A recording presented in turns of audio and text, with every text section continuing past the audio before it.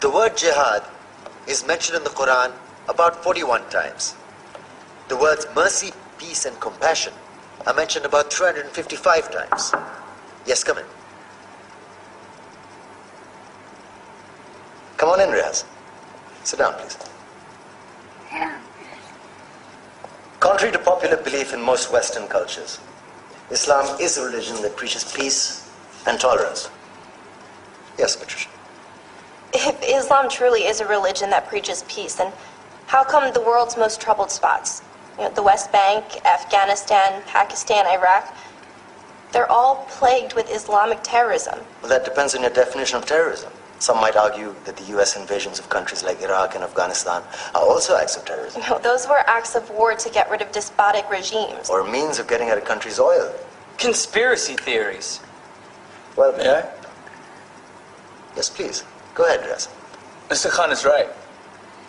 I mean, if we're talking about terrorists, the world's biggest terrorists are the white superpowers.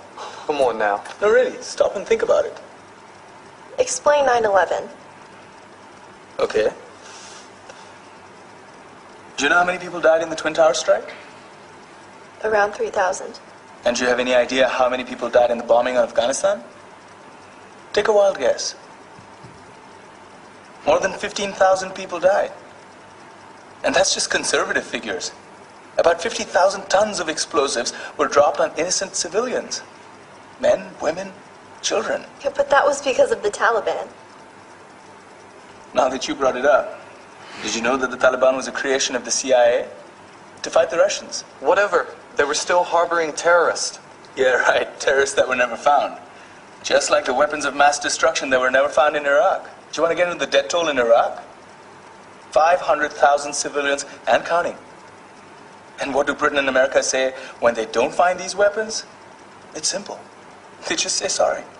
And still refuse to relinquish control of these countries. What are you trying to say? What I'm trying to say is that just because you're American, wear a fancy suit, and call yourself the president, doesn't make you any less of a terrorist.